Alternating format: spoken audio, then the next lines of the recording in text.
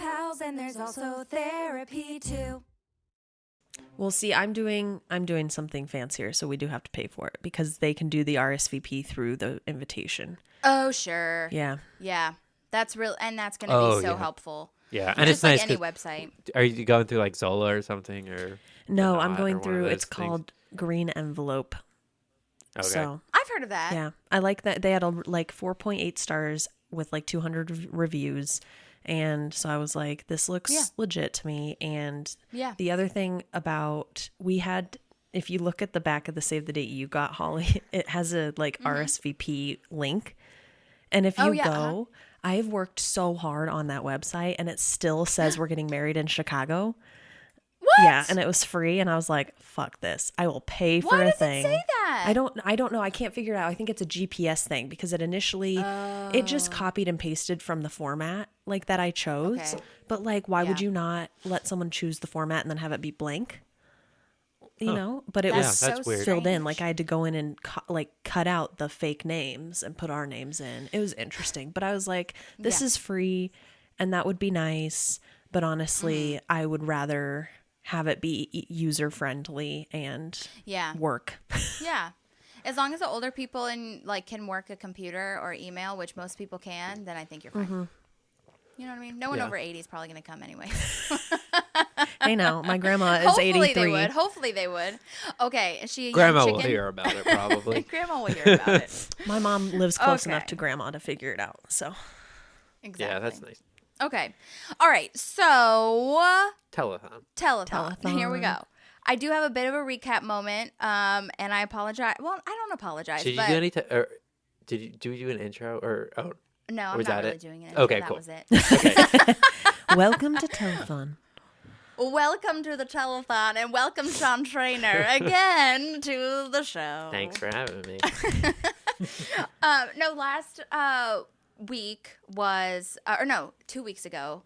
By the time this comes out, this will be coming out on Cinco de Mayo. So happy Cinco de Mayo, and happy belated birthday to Sean. Sean's birthday tomorrow. Yay! 29. In real life. And then by the time this comes out, it'll have been like a week and a half. So it'll be birthday month. Well, it'll be May. Well, screw it. Anyway. Well, we tried. Yeah. We tried. No, so the 94 meetings was last week, and there was a bit of a recap moment. So last time we were wondering how Leslie was tied to the Turnbill Mansion, gate thing with those yellow chains. And I asked Shauna Hagen, or camera operator Tweep, as she is known.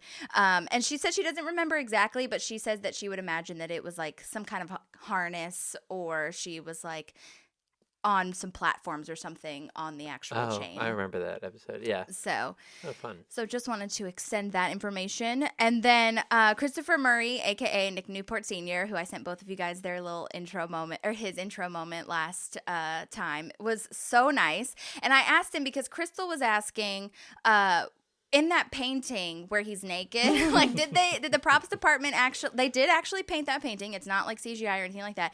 But we were wondering if like any of his private bits were like actually painted, and maybe not his, but like when they were painting that, did they actually paint like his penis? Or is it like a Ken doll?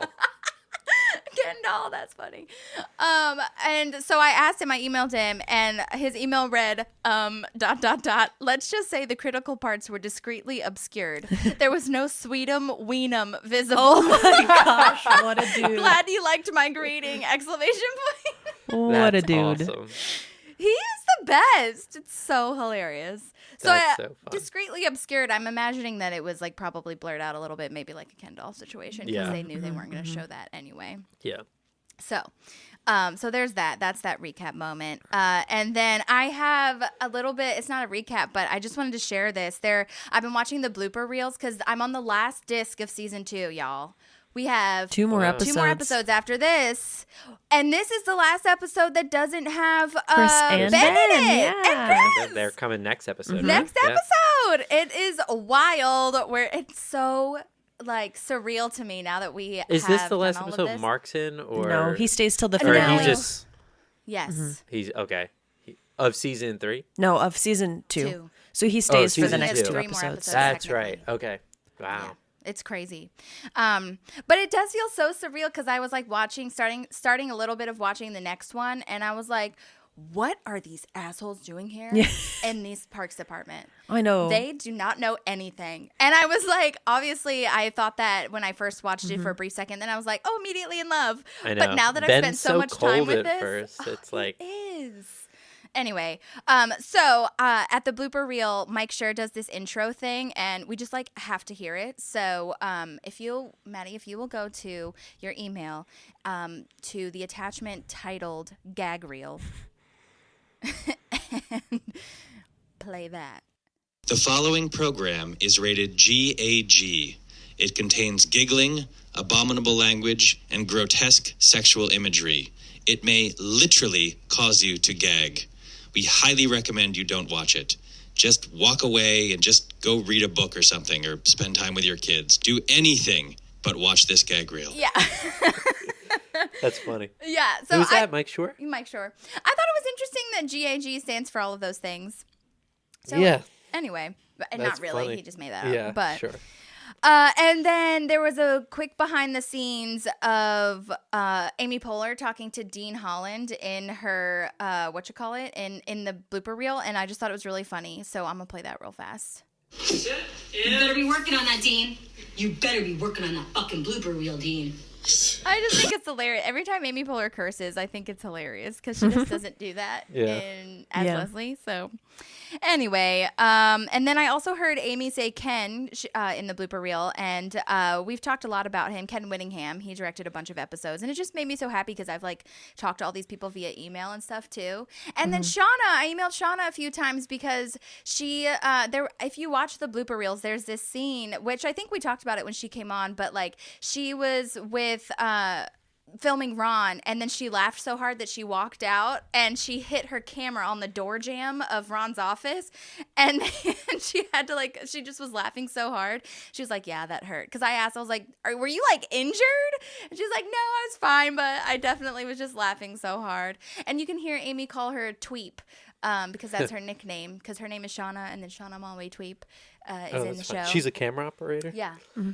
Oh, that's funny. Yeah, she's awesome. And she's been so good about emails as well. So I definitely want to give her a shout out. Like every time I ask her about something like logistically that happened behind the scenes, she's so into it and remembers a lot. I mean, she didn't remember really the does. gate thing, but like she remembered so much about the possum. I was like, this is incredible.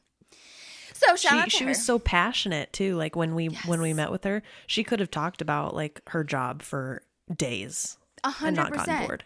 Yes, so true. And then, side note, she also has that new show, Welcome to Flatch, which is Paul Feig also is a producer on that, and it's another small town kind of office type situation mockumentary, which I haven't watched. Have I watched any? I think I've watched clips, not the episodes themselves, but it looks really funny, so I'm excited to watch that. But anyway, so that's my little intro moment into Telethon, and now we're here. Telethon. Okay, one of my fave episodes. Yeah, it's a great episode. It's great. Oh my god, it's so good. And it's like a reunion of like all the randos that 100%. you like. Yeah, it's crazy. This is like the first time they all come back, I feel. Yeah. From and how Leslie's fun house. for the writers. Yeah. This whole episode. There's just those little like plug-in lines that you're like, oh god, somebody wrote this.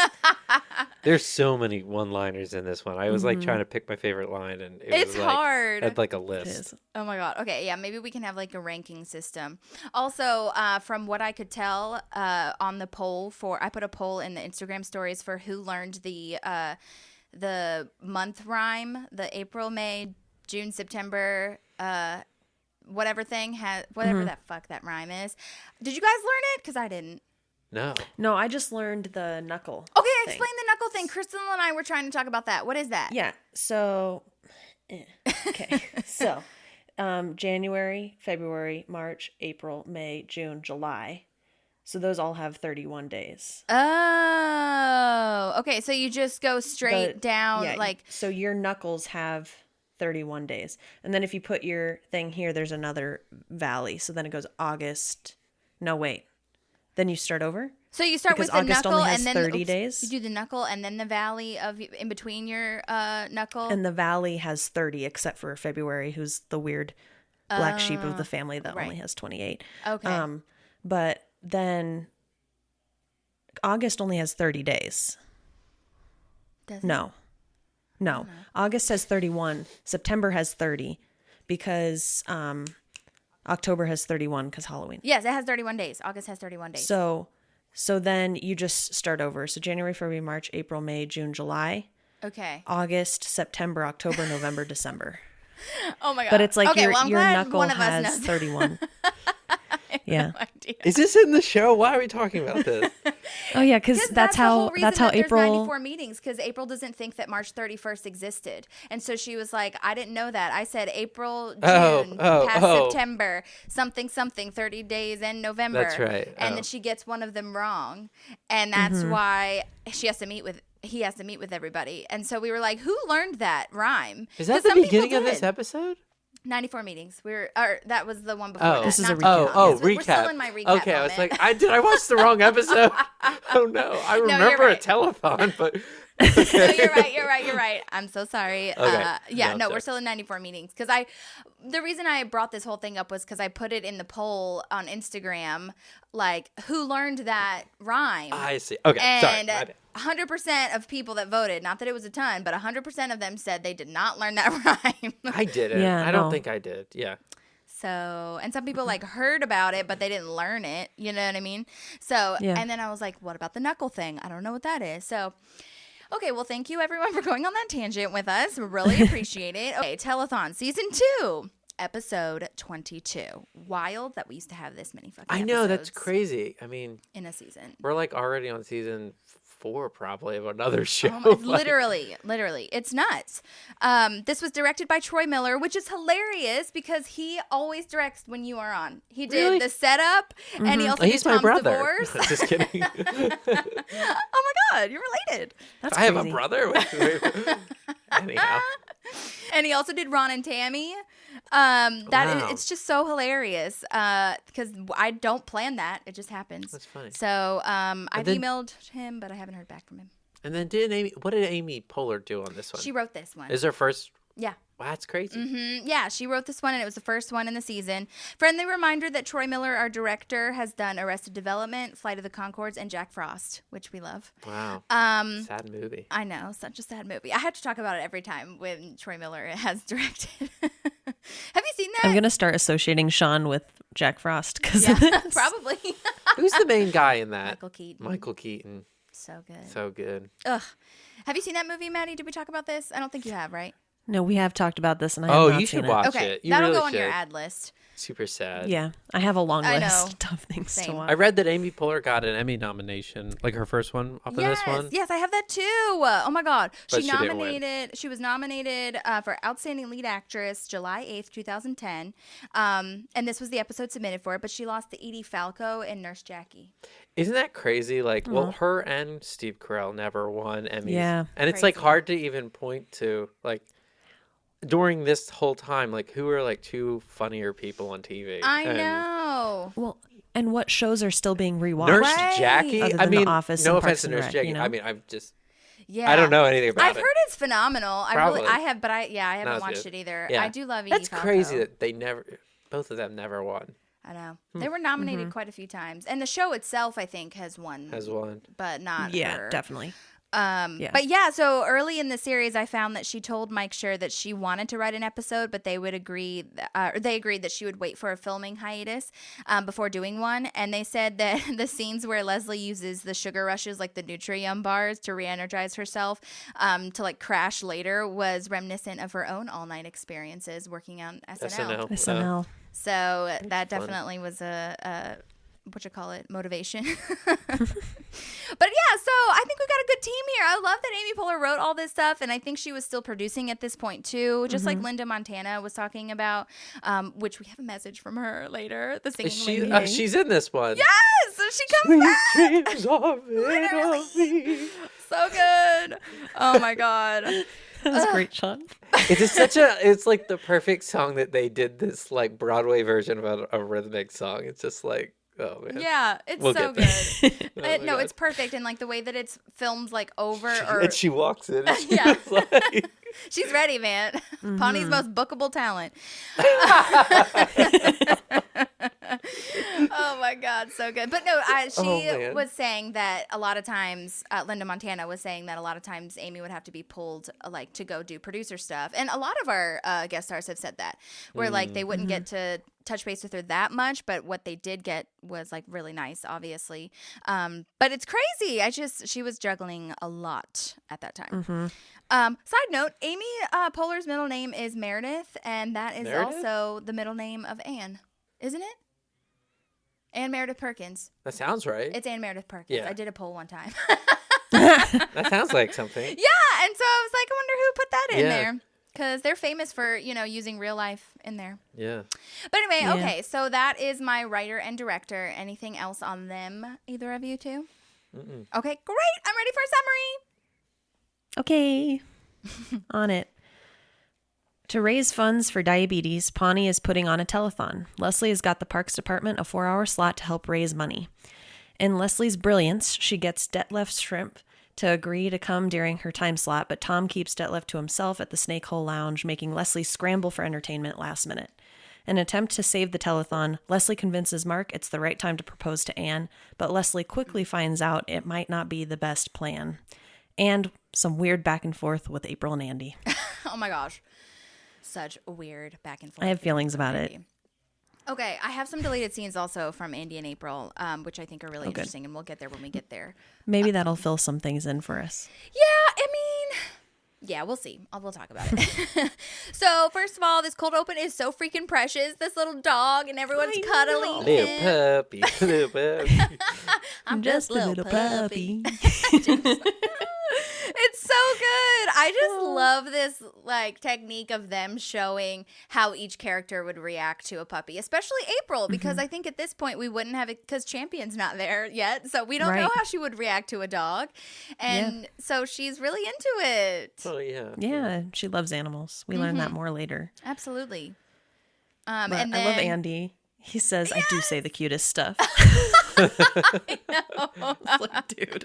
I do say the cutest stuff. It's so funny. Yeah, because he says that after he says he would shine his little puppy shoes if he had shoes. Yeah, if you had tiny puppy shoes, which they do exist. I know. Hudson has a pair of some. little hiking boots. Oh my god. He hates them. He walks like it's crazy. It's so cute. Those hiking shoes, right? Yeah. Yeah, to the listener and to you, Maddie, we did Rock Island here in Tennessee. It's like an hour and a half outside of Nashville, and Hudson went hiking with us, and it was the most precious little thing. But they kept falling off, and Sierra was such a like princess about putting them on and being very like nice and nurturing about it. Yeah, he did not like it. But it's, no dog I've put shoes on has liked it. I know it's hard though because you want to protect their little puppy paws. Yeah. I know. But anyway, yeah, Tom's little thing is so cute. I wonder, I'm sure it was scripted, but I do wonder if that whole, like, Ron saying, okay, take him out and shoot him was improvised. If that was improv. I know. It was so fast. It was really fast. And so funny. Well, and it cuts so quick, Yeah. it almost makes you think everybody Everybody else laughed. reacted. Yeah. Yes, that's You know? so real. Because that scene could just end of, like, him licking. I mean, that's like a perfect, like, end cut yes, scene. that's so I true. don't know. That does seem like an improv thing, yeah. Yeah. It could be, yeah. Wonder. So then we have Sure. Leslie running in, fire, in my belly. Now, do you notice that Andy's out in the courtyard and he books it? Yes. That was a nice catch by the camera. Yeah. And I almost was wondering, is he going to come back and join us? I have an answer for you, Like Maddie. in the... Do you know why? Because of the deleted fucking scene. Answered it. I'm so glad that it did because I caught that too. And I was like, where is he going? Is he just... I know, damn. It's like, So- she can't yell fire. I think like, I you actually, can't do that. Right. She can't just yell fire. I actually... Let me see here really fast. I can't remember which one it is. Hang on. There is... Also, she's pregnant in this episode. isn't Yeah, she is. she? That's funny. She says fire in my belly. Oh, yeah, that's true. But basically, he runs in and he takes a fire extinguisher and sprays it all over Jerry and was like, is everybody okay? Oh, here we go. Oh. Okay, hang on.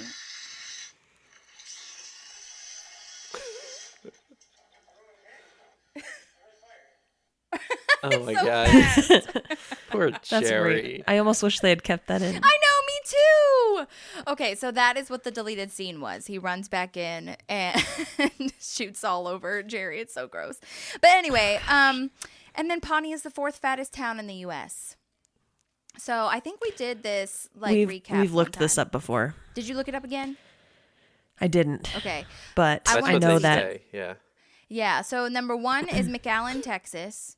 Yes. 2 is Memphis. 3 is Knoxville. 4 is Mobile. I don't know if Knoxville or Memphis were that high up the last time I looked. Okay. Yeah, this was 2022. And Okay. I think Well, the last wait, isn't number 1 the Mall of America place? Didn't she say that? Oh, sorry, I meant in real She's life. making. Oh, in real life. Yeah, I was like, in real life. okay. Yeah, the last one is the Oh, that's certain real part. life. Yeah. Really? Yeah. Tennessee's got 2? Yeah. It's all the southern It's the states. butter. with all Wait, the what's number butter 1? and oil. McAllen, Texas. Which is like right on the border of Mexico almost. Huh. So Okay. it's all the southern No. states. Yeah, I remember it was mostly, there were some towns in Arkansas and Texas, Mississippi. Yeah. I don't think there were any in Georgia, but definitely Mississippi and Tennessee. And How do they come up with those type of things? Like, nobody asked me. Like, no one knows how much I weigh. fat are you? motherfuckers. Like, if they just, yeah. It's a census, and a census? lot What? of it is from medical records that like a lot of doctors' offices what I was will gonna say. submit, as far as like how much you The doctors weigh have and a long stuff. time. But they can't. But they can't do certain things because of the HIPAA requirements or whatnot, like for protection of privacy. But they can do certain public records and find out.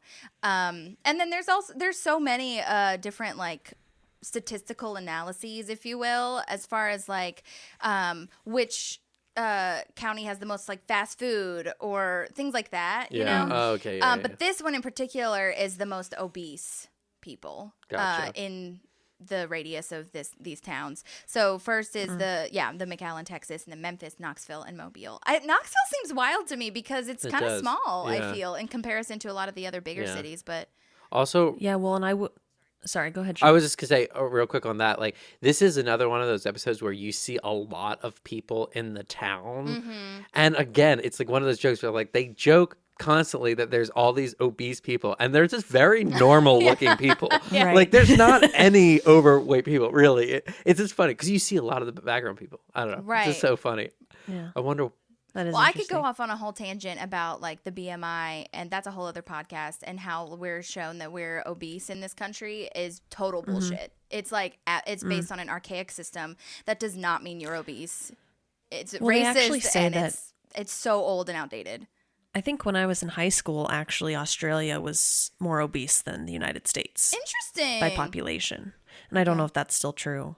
But Yeah. I was going to look up the top 5 states with diabetes. And then I was like, that's irrelevant because actually, like, you don't have to be obese to have diabetes. Right. Right. Good So point. it's like Nick Jonas has it.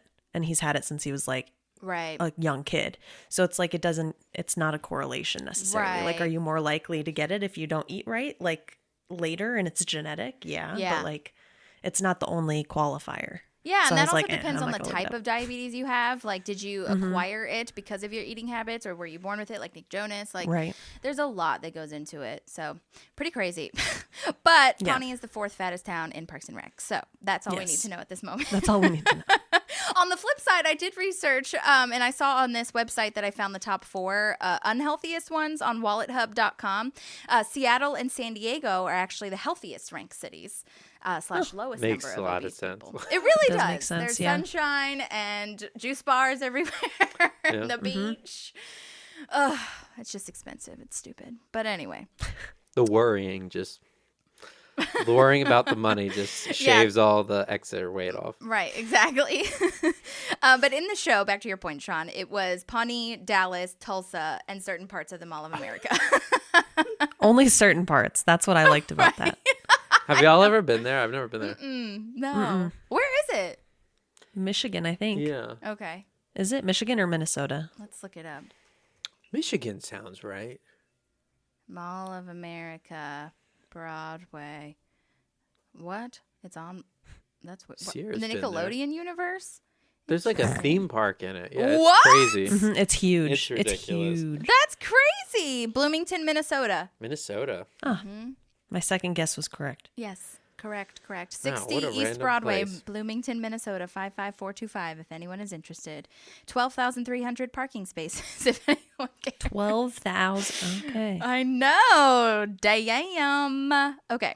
Anyway, all right. So now we are talking about, yes, they've got a 4-hour block at the telethon. She signed everyone up from 2 a.m. to 6 p.m. or 6 a.m. to help answer phones. Anybody Just the else worst. get flashbacks from college? Oh, yeah. I didn't even think about when the that. 2 to studios were 6s. booked. Yeah. Oh, man. Somebody's There's- like, hey, can you play on my session? When is it? 2 to 6? Cool. Yikes. I actually look back on the days with some fondness. Those were yeah. fun times. Yeah, you were learning a lot. And it was free. Yeah. That's Well, true. I mean, we were paying for college, but Yeah, it was free. it was. But still, yeah. Well, and I think you get to the point where if you get along with the people well enough and you're delirious enough in either the midnight to 4 or the 2 to 6 session, you're having so much fun. Yeah, that's You don't true. even remember that it's that early. 100%. I think I would have a much harder time now Oh my God. doing it than when we were in our Absolutely not. 20s, in well, our you just teen get years. so stuck in it, you don't really realize how tired you are because it is fun at the same time, and then you're also young. You know what I mean? Now, Yeah. I mean, not that we're not young now, but now I don't know if I can do that. I know. I would do it, Yeah. but Yeah. The thing is, none of them want to be there from 2 to 6. So Correct. now there's no, like, we wanted to be there. Now it's like there's no. yeah. And Jerry wants No to have his sex drive. night, so he's really God. sad that he has well, the girls are away. I was really That half was so expecting much him more to lead up information. to saying the words, but then he didn't say it.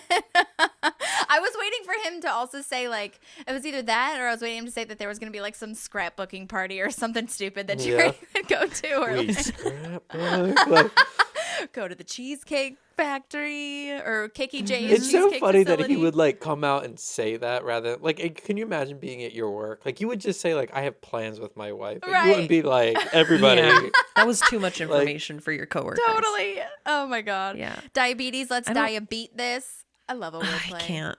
Love a wordplay. I can't. 4 hours to come up with that slogan and 4 hours to embroider the shirts. You stayed Time up well spent. all night the night before an all-night telethon, which brings me to my next Yes. point that I have written down. Is that a thing? Because I would feel like An if you're doing a all-night telethon telethon? through the night, how are you making money? I I'm don't not staying know. up to donate money.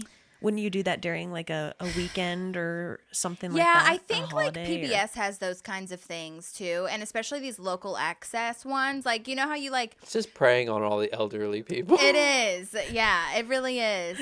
And I mean, I mean, the big ones that were national, I don't know, when there's Red Nose Day for Yeah. Walgreens, they do it on a weeknight for or sure. sometimes when there's a disaster and they do the ones with the celebrities and they have musical guests, but those Right. are always during the day. Mm-hmm. But yeah, I was reading something with Rob Lowe and he was talking about this episode, and he was saying he did a telethon once and that George Clooney hosted it, and he said it was terrible because George would only let the people that he liked talk, so he didn't like him, so he wouldn't let him talk. But he said they were answering the phones, and it was a disaster, and they didn't even tell them what to do after the people called.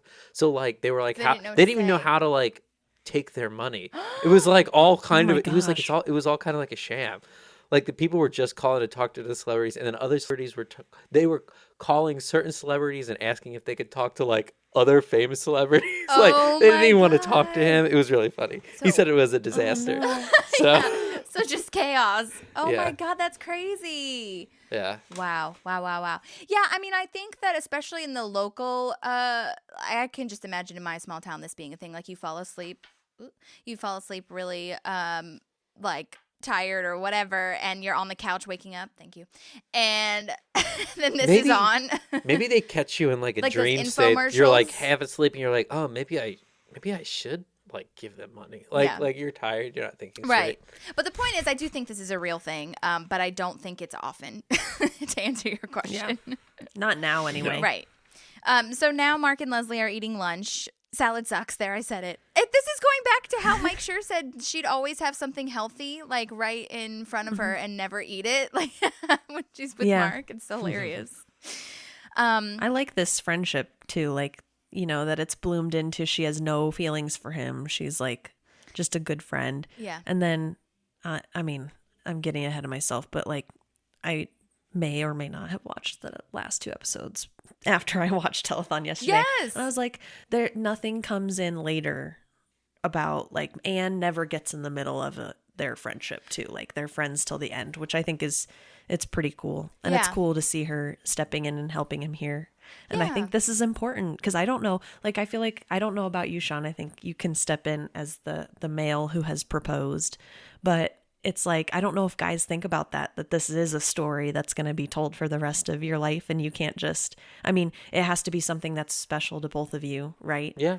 And it's like, I don't know if Mark's just not thinking about it or if like I put too much weight on it as Leslie does, but I don't know. It was an interesting conversation. Yeah, that's true.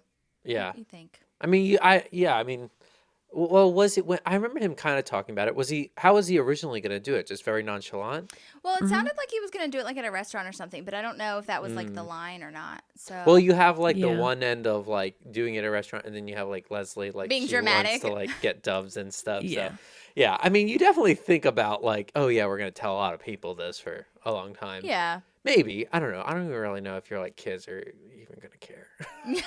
They're like, okay. Right. But I do think that's important. Trying to and think you of how my you put a parents lot of got thought engaged. into yours. Yeah. So, I mean, and you were Yeah. nervous and stuff. So I think yeah. that's a real thing. Yeah. You know?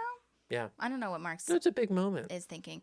But Leslie's is horseback y'all. air balloons. She and get 5 eagles. No, 10 eagles. Get as many 10 eagles eagles. as you want. It's your life. Get as many eagles as you Right. want. But it is interesting, you know, to your point, because last episode we talked about how, you know, Leslie is kind of upset that Mark and Anne are thinking about like taking the next step. And I think it could have gone both ways. There's like, we talked about how it's like 5% her maybe having lingering feelings, but like for the most part, it's like, you know how like if you see your friends that are in a space that you're just not yet. So like there could be some, you know, just some hurt or not even hurt, but just like some, oh man, that sucks kind of thing. So I do think in this episode, she kind of overcomes that. And that was kind of the whole thing of last episode where she was like saying that it was because of Turnbill Mansion that she was all upset and freaked out, but it was really because of Mark and Anne. Yeah.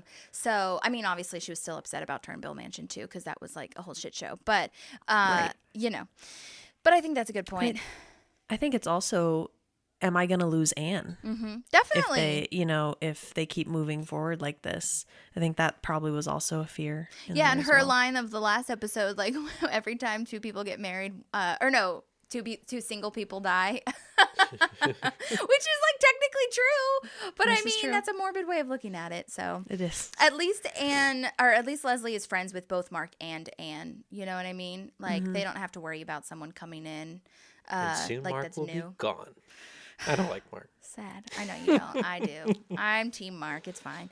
Not Get when it outta relates here, to Mark. Ben. I'm Team Ben if it was a Yeah. competition, but I still think they could have made room for Mark. But whatever. Anyway, I think I'm more Team Paul than I am Team Mark. Just the way he Team plays Paul. Who's Paul? the actor. Paul Rudd?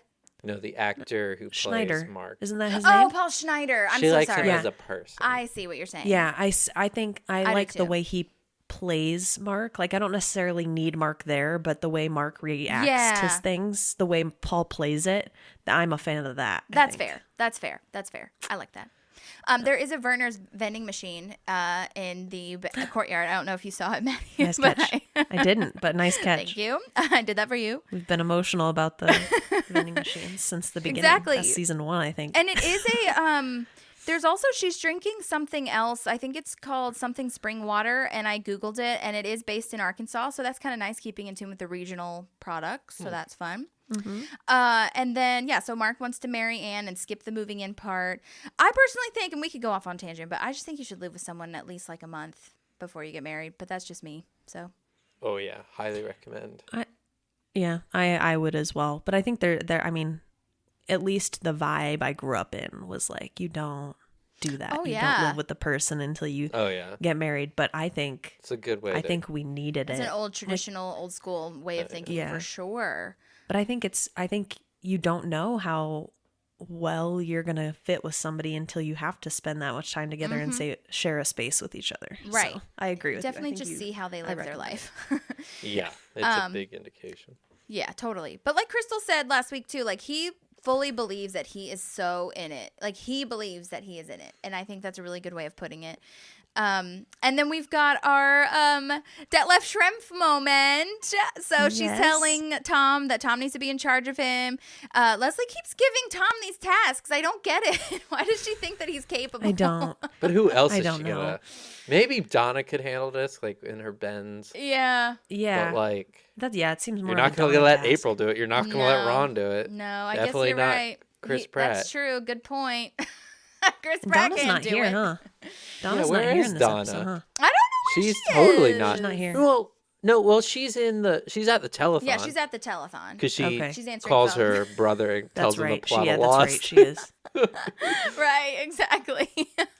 Well, I guess that's it. You would rather have Donna answer a phone than Tom. Maybe that was what she weighed. Yeah. Yeah. And plus, like, Tom is technically the assistant deputy director, whatever the hell. So, like, this is technically his job title. But it's just really funny because there's a deleted scene where she does the same thing that she did to April. Like, can you do it? Can you do it? Can you watch off? Can you do it? Can you do it? Can you do it? And she does. It's like a good 30 seconds of her doing that.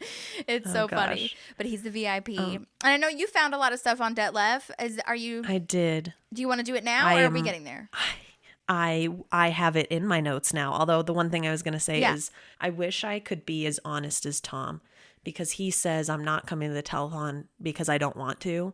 And I feel like if I am invited somewhere and I'm like, listen, I'm tired. Yeah. I can't say that. I'm like, I'll see if I can make it, when I wish I could just like be that open and be like, I'm not going to come because I'm tired and I don't want to. Yeah, I know. Dude, no is a full sentence. But I get that I'm trying to teach my mom that right now. And I think that it just depends on a little bit of how you were raised and how you were kind of trained to tell people that you can't do something, because you kind of want to like soften the blow a little bit. But I think I've learned a lot in that, being like, I'm not lying and I'm just being like honest. And if you will respect that, then that means that we're like, you're my real friend anyway. You know what I mean? Yeah. And if I don't know you, then I don't sugarcoat it. I'm just like, look, I really wish I could do this, but it's just for my mental health. I don't think that this is going to be a viable option for me. Thank you so much. Have a great day. And bye-bye. Okay, I have Detlef Schrempf here. Okay. Which I'm very excited about, which some of this I looked up as I was watching, because so I watched it multiple times, right? So I was watching it again yesterday, and I took all these notes. And then I went on a deep dive, and then I realized a couple of the fragments of deep dive that I did were repeated by Tom in the car after. Oh, nice. So I was like, oh, well. Totally. It's fine. No, I love it. We need to repeat it anyway for people that Yes. aren't familiar with this episode in particular. Okay, go ahead. Okay, perfect. So he's actually German-American. He was born in Germany. Nice. But I couldn't find anything about when he moved here. Okay, So it was I have no college. idea. Oh, okay. I looked that up too. Okay, maybe we can fill in those blanks. Yeah, his accent, dude. Like, It's really you can't tell good. at all. Yeah, he I'm trying to think. Okay, wait. So, I have to read through my notes here. But so first he was in college at University of Washington. Their mascot is the Huskies, by the way, which is very precious. And then he was on the Dallas Mavericks, and then he went to the Pacers, and then the Supersonics. And then This is the stuff I have. Okay, go ahead. But Sorry. no, you're totally good. I just didn't know when he came over. Yeah, I don't know how he got confused. drafted, or like what, or if he got drafted for like going to University of Washington specifically for basketball, or what happened there. But he played for them. yeah, he did. But play I for don't them. know. Yeah, but I don't know if I don't know the somebody. backstory on How do that. you scout that? I don't know. Yeah. Like, I don't know. I don't know. That's Maybe he impressive was so to me. good in Germany that they saw him and were like, "Come over to Washington." Anyway, go ahead. Yeah, come on over, man. But yeah, so he was in college with the Huskies, like you were saying, from 1981 to 1985, and he was drafted 8th round pick in 1985 to the Dallas Mavericks. Then he was traded to the Pacers for a different person, which I also looked stuff up for. Yeah. Which I'm so I don't excited. know, I want this all might of it. work for Herb Williams. So when he was switched from the Dallas Mavericks to the Indiana Pacers gave the Mavericks Herb Williams. Okay. And the Mavericks gave the Pacers Detlef Schrempf. Got it. And Herb Williams, he was with the Pacers from 1981 to 1989. So that's like a staple team for him. And then he went to the Mavericks and he played until 1999. Not with the Mavericks the whole time. He went from the Knicks to the Raptors to the Knicks again. But he only played for the Raptors not even for a full season. Wonder Like why it didn't that even was. have a full This year is in Herb, there. right? Not Detlef. Yeah, Okay, this got is it. Herb. Okay. So sorry, I went on many little No, tangents. I like in it. I my- just want to make sure I was following along. Okay. Yes. So it's almost like he was on a loan. So I don't know if the NBA does that, but the Premier League does that, where like they'll have a player, but they're not playing him all that much, so they'll loan them out to another team for like money. Yeah. So I don't know, but anyway, Yeah, they're that traded was- like playing cards. People. Crazy. Yeah, I know, it's insane. Yeah, That's I get crazy. very emotional about it when my cubbies get traded. I know. And didn't you say Ivan doesn't like that about what's his ass, the football player? Oh my God, we had this conversation. Tom Brady. Yes, thank you. Yeah, he doesn't like that he left Right. the Patriots. Correct. Yeah, so he and Tom Brady broke up. He's a Patriots fan, not a Tom Brady fan. Okay, got and the it. joke is that I helped him through His ex. 2-3 breakups, and that was the hardest one. Oh my God, that's really funny. Yeah. Okay. So, anyway, so then we're back to Detlef Schrempf. Detlef Schrempf was with the Pacers from 1989 to 1993, and then he went to the Seattle Supersonics. The Seattle Supersonics no longer exist. Oh, They're not a team. I didn't think so. I mean, Yeah. not that I'm like a sports ball person. It doesn't sound familiar. But like Supersonics does not sound like anything. No. Yeah. But So I do they- love that name. Yeah. I want that name for. No, yeah, it's a great name. Seattle, unfortunately, I think the only consistent team they've had is the Seattle Seahawks. Because they had the Supersonics, but they're gone, and they don't have an NBA team anymore. And they literally just got a hockey team, the Seattle Kraken. Kraken. So, I know, isn't that a boss-ass name? What is Kraken? The Kraken. Have you not seen Pirates Pirates of of the the Caribbean Caribbean. 2? It's like a sea monster. No. Yeah. I mean, I have It's seen. like a huge-ass squid octopus thing. Oh. You know when they're like, release the Kraken. Oh. We need to rewatch Pirates, Oh. man. Yeah. Great. Those are great films. Topical Great with all the Johnny films. Depp stuff Oh going my on. God. I know, right? Oh my Wild. gosh. I have emotions Wild. about that, too. So I could go on a much. whole tangent. I'm Okay, pissed let's about it. refrain. We already got like okay. 8,000 tangents, and we're not even halfway through. I'm Okay, sorry. go ahead. No, We're getting don't back be. into it. Okay. After the 2007-2008 season, the Supersonics were moved to Oklahoma City. So they are now the Oklahoma City Thunder. That's who the Oklahoma City Thunder is. They are the previous Supersonics. Okay. Interesting. So the But he never Supersonics played still for the- exist, but they've basically been killed off and reincarnated. Got it. And renamed. Got it. Yeah. Okay. It happens a lot more in sports than you think it would. I think that's real. So yeah, okay. it's interesting. But after playing with the Supersonics until 1999, he went to the Portland Trail Blazers Whoop, whoop. in 1999 to 2001, and then he retired. Okay, got it. But he was also, I saw that he was an assistant coach to the Seattle Supersonics for a was. little bit. Yes, from 2005 to 2007. Okay, gotcha. That's crazy. Oh my God. I love a good mascot and like learning about what each like Have you ever mascot is. seen And the worst mascot ever? The what is it? The Philadelphia Flyers mascot. No. that guy is creepy. Let me show you a picture. Look it up. It's like the city of Philadelphia was like outraged because it used to just have like this. They're the Flyers, and it was this like just their emblem like on ice skates. But then they got this thing called Gritty. I'm not even kidding. Like that's Why wouldn't you make your mascot a pilot? That would be so much cooler than what they decided to do. Weird. it is like Sean is our correspondent for Philadelphia. it's terrible. Oh my God. Let me see It's like the eyeballs. creepiest.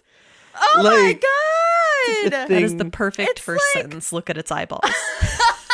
Yeah, and they like are kind of like those googly eyeballs that they like Oh my bounce God. around. It's like a mix of like a sock puppet and Chuck E. Cheese.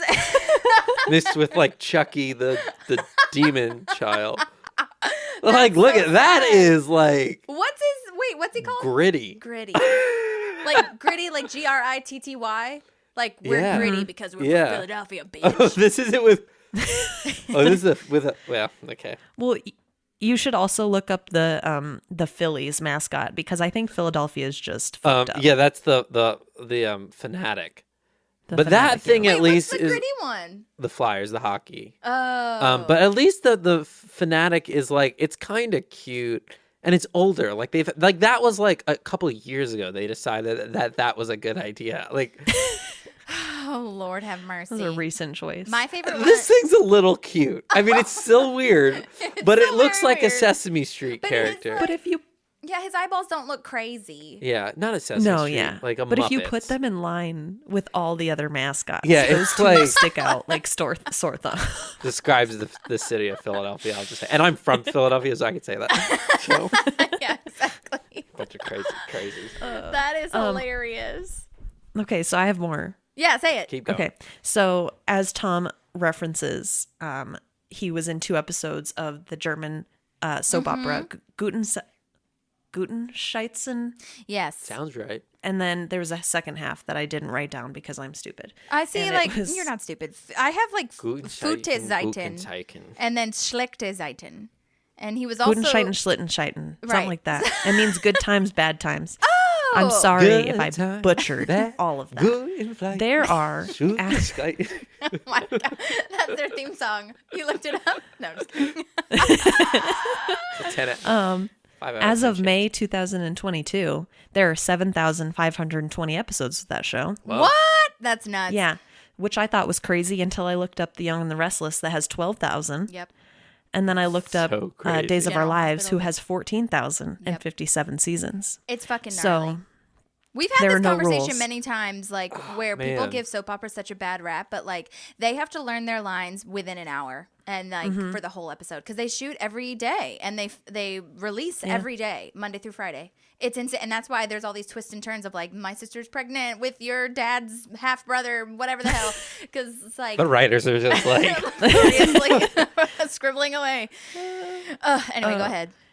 I'm daunted by that because Criminal Minds has 15 seasons and I started it a year ago and I'm still on season 6. So I'm like, how would you ever catch up with that show? Do you just have to start and just figure your way out?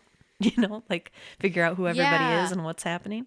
I don't know. I know, coming in. But Crazy. he also played himself in an episode of Married with Children, and Yes, I saw that. He's not in an episode, but in 30 Rock, there's an episode called The Aftermath in 2006, and Jack Donaghy is talking to Detlef Schrempf on the phone in German when Liz Lemon comes into his office. So that was a fun little like drop in there. Yeah. He's also in Lil Sebastian and Ron and Tammy's upcoming episodes that we will get into later. Yes. oh, yeah, he does come. Yeah, because he plays in Entertainment 3 720. 720, yeah. I also saw that he was in an IBM commercial, Yeah. which was interesting. And he's been the business development officer since 2010 at Coldstream Capital, which is a wealth management firm in Seattle. So I was like, this guy's resume, he is just You should get him on an the enigma. pod. I know. I need to. Come I on, didn't look up Detlef. his agents. Or maybe I did. I don't remember. But yeah, I'll have to follow up. Cute. Well, that's That's him. my Detlef Schrempf. Yeah. And my next note is that Tom asks if there is hair and makeup in Pawnee, and she said it's a communal lipstick and a box of colors, So gross. which is disgusting. I also saw, I did a tiny little thing too, and I'm so sorry to keep harping on Detlef, but I didn't No, know do it. what the Sixth Man of the Year award was. So I researched it because I had to go back and I didn't understand what he was saying. Like, what does that mean? And it's given annually to the league's best performing player for the team coming off the bench as a substitute. Because there's 5 usually on the court. So you're the sixth. Oh, So you're the 6th man of the year. And if you were like scored the most, there's like a scoring system that doesn't have to do with like points on the court, but like there's a whole thing. It's really interesting. And it says there's only 5 people who have ever gotten it that are not from the U.S. and Detlef is one of them. I didn't realize there was like an Oscars for the NBA. This is the way I was looking at for it. every sport there is. Yeah! They 'Cause do they've it got, even like- like rugby has their own and Yeah. baseball and Which yeah, makes everybody. sense. You deserve some recognition for all that hard work. I mean, like, there's MVP, most improved player, rookie of the year. Kareem Abdul-Jabbar has an award named after him. There's also like most valuable player. There's like superlatives for this one. You remember in high school when they give you superlatives for the yearbook? It's kind of like that. Yeah. But yeah, so I thought that was interesting. And he's a 3-time NBA All-Star, which is interesting as well. But yeah, so great for Detlef, and thank you to Detlef for and thank you to the audience for letting us go on a 15-minute tangent on that guy. So now you know. Yeah, now we more know about Detlef than you've ever wanted to. Right. Also, I think they live in Seattle. Like, I think Detlef lives in Seattle at this point. So I'm imagining, like, Leslie, I'm just imagining, they didn't say this, but that Leslie pulled out, like, all the stops in budget to, like, get his flight and, like, I know. And rent it's like a car. traveling in the middle of the night. Like, that's a big ask for Right. a local. I thought that too. And he's the one Good that's on like, him, though. Good on him. He's the one Yeah. that's keeping his cool with it. I know. He just allows yeah. this night to unfold. It's Right. like I ridiculous. love his talking head of he's had 2 beers. Light beer. Light beers. It's so good. Leslie asks something about if she sees sees if Rashida or Anne sees Mark as the one. And it's really interesting to me because she just fights this for so long. I feel like Anne so often was like, yeah, it's going well. Like, she's doing that thing where you're like, it's not that bad, so I might as well keep going with it. You know what I mean? But it's very interesting to me to see her not know to just cut it off. Which I think it happens with a lot of people. So. Yeah. I guess you gotta get there. Well, and she gets there, so. Yeah, that's true. She does eventually. We skipped a couple of things, I feel. Oh, yeah, Leslie has the Nutri-Yum bars to stay awake, and Anne's trying to be the voice of reason, like, don't stay up late, like, don't eat these bars. And I love this random talking head of Leslie's grandma's sayings. Like, Oh my God. if you take enough rides with the devil, soon he'll be driving. Don't get me in a lather. She was really that into the one's devil. great. The devil driving one. Yeah, I like it. Like, I was like, I can relate to that one. Yeah. I know. And then, wait, I have one. An arm paper hanger. The devil knows where you're hiding. They're not going to buy the cow if you give away the milk for free. And I would say, what does that mean? And she would say, don't have sex with that Jewish boy. Oh. Oh my God. It's so random. I'm trying ahead to make that make sense. One more time. An arm paper hanger. The devil knows where you're hiding. They're not going to buy the cow if you give away the milk for free.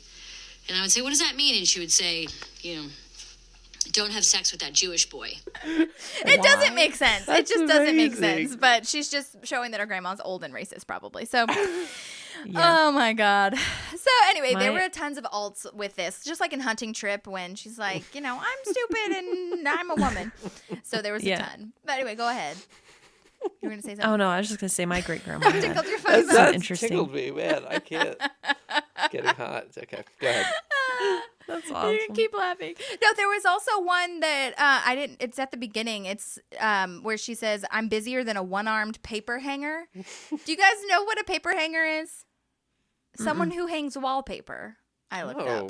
up. I don't know if that's One-armed a say. paper hanger. Yeah. So she's like, "I'm Wow. busier than a one-armed paper hanger," which, if you can imagine, yeah, that would be really That'd busy be and stressful. difficult. Yeah. So, but I thought that was so random and so Wow. relatable with if you have an older grandma, especially like, I don't know, I was going to generalize because most of it's true. But for me personally, it's because like my mom always says random sayings. I'm like, what does that mean? Because it's the Southern thing of like random sayings that no one has any idea where it's from. Kind of looked forward to that time in life when you could just say random stuff. People were like, you're just like, Okay. okay. For the most part, it makes sense though when they explain it. But if you've never heard it before, you have to ask them to explain it, and then you're like, "Oh, okay, I kind of get it."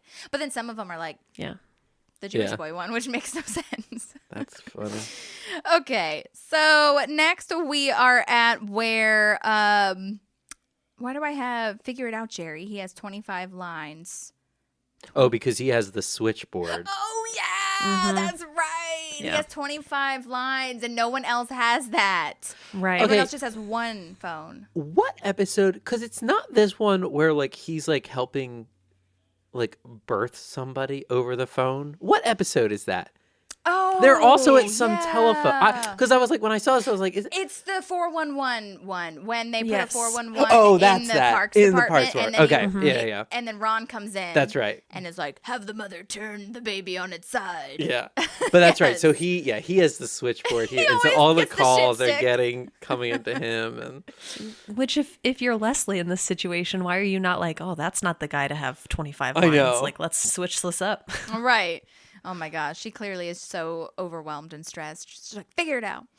Then I've got next that Joan is coming in and giving Leslie a talking to. Telehosting is not as easy as it looks. This isn't C-SPAN, okay? She's just so funny. Thinks that this is the most important thing. this is the most important And it thing really for Joan is in her Kalamazoo. world. There's no other show, Yeah. okay? Which, by the way, C-SPAN is really hard, I would imagine. I know. Yeah. Oh my I God. feel like doesn't it reach more people than local access? 100%. That's why it's so funny because it's so Oh, Joan. not true. She's living in her own world. I also love here the physicality of it that Joan is taller than Leslie, so she like kind of domineers, like towers over her. I feel, which is really interesting. I don't know if that was scary. like framing, but yeah, it is kind of scary. Leslie's face was like, oh my God, so terrified. Like, is she gonna kill me? Yeah. And then I've got that our friend Jim Meskimen is back, our Wood-Eye guy. yeah. With Joan. And if you haven't listened to our interview with him, please do so. He has awesome stories. But I remember him saying it was really great to work with Joan. And that it was really funny for them to like play back and forth because Joan is so clearly over this guy. Like, stop it. Stop making jokes. This is real. Yeah. It's so funny. Which I also was like, dude, like he almost gave me like that dad vibe of where you're like, just stop talking, please. Yeah. This isn't funny for anyone this is except not for you. funny. Right. This episode is kind of cringy. There's a lot of cringe moments in this episode. For sure. Then we've got that Leslie's tired already, and it's only 8:03 p.m., which is really sad. And Joan's line, I don't know. I don't know. I'll have to decide my favorite line later. But I love her line of, we hope the people of Pawnee dig their big chubby hands into their plus-size pockets and donate generously. I have that too. That's a good one. All the lines like in this episode talking about like Pawnee, I wrote one down. What? Like all the documentary ones. Yeah, names and one stuff. butt, two seats. The widening of That's America. one of my favorites. Yeah. That Even one or my there's the tongue other is fat. documentary. Yes, that one. Even My my tongue is fat. fat. The story of Pawnee. Oh my Freaking God. Joan too. She's so holier than thou. Diabetes. Yuck. Right. You're such So a bitch. profound. Oh my God. And then we've got Denise Yermley coming back, which is again Pawnee's most bookable talent. We love. Yes. Again, if you haven't listened to her interview, go back and listen to that one. We talked to her, and she is just the sweetest, most precious little lady. Her name in real life is Linda Montana, and friendly reminder, she was in beauty pageant. So in case you needed a reminder, She sent you something, you said? yeah, Or- she sent us something. She sent me a video, actually. So I'm going to forward this to you, Maddie. But, like, it's really just the audio that's the most important. Hello, Linda Montana here, aka Denise Yermley. Sweet dreams are made of this. Thank you so much for watching Park Pals and watching the episode Telethon where I was singing that. And just have a great day. Thank you. She's so cute. Aw. Well, no, you probably can't see it from that far, but you can see that's her head. She's so cute. I'll forward it to you. It's so sweet. Yeah, it was really sweet. And she's like so cautious. She just wants to do everything right. And she's like, do you need anything like in particular? And I'm just like, no, I'm just like checking in to see if you had any like information about it. And if you want to share anything with our fans, you're more than welcome to. I just wanted to, touch base. And so she sent that back, and I thought that was so sweet. So thank you to Thank you, Denise. Linda Montana for that. Yeah, what have you got next, Maddie? I have just all the things blocked together of like all the stuff that's happening, Oh, right? And yeah. the person drops the plate and Leslie moves I thought that was just so sly. She's like eating Sweetum bars and she just moves the camera. That is so so they Yeah. don't true. catch the... Do you notice that there's like a little family like in like Von Trapp uniforms on the stage at one point. That. They're in the monitor. They're, you can only see she's in the control room. Oh my god. And yeah, I'm like, wonder what they're doing. I bet they had so many alts and random things happening. That's crazy. I didn't know that. I did see that there's someone hula hooping in the background. And then clipboard mouth. clipboard mouth. Leslie's gone off the deep end. You said what? Yeah, she's like, something about these makes me feel so good. Sugar. It's a block of sugar. Yeah. And then she just into the window. Yes, exactly. It's so well done. Oh my god, I love it. Oh my god, I like this line. And I want to start using this TB continued instead of TBC or TBC or whatever it is. TBD. I like TB continued though. Yeah, that she says that because Anne wants to talk about the whole situation with Mark. But now we have to go to the Snake Hole Lounge, and this is the busiest it's been in months. And our friend Andy Milder, who's been on Weeds before, who plays Freddie, sent in voice memos a while ago in a different episode. But it's just interesting. I was like, because Freddie's like, he's not going anywhere. Like, he can't leave. But I'm like, what would have happened if he did leave? Like, what are you going to do, Freddie? Is he in the mafia? He might be in the mafia. Who knows? Might. Oh, the Pawnee mob. The Snake Hole Lounge is definitely a front for the mafia. So maybe they would have taken both of them out. I don't know. But that was aggressive to me. Yeah. It was like, he's listen. not going anywhere.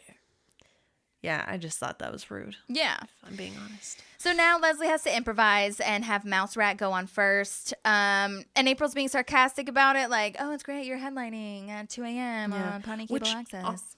Also headlining, like he was supposed to be on at 3 or whatever, right? Yeah. And now he's starting at 2.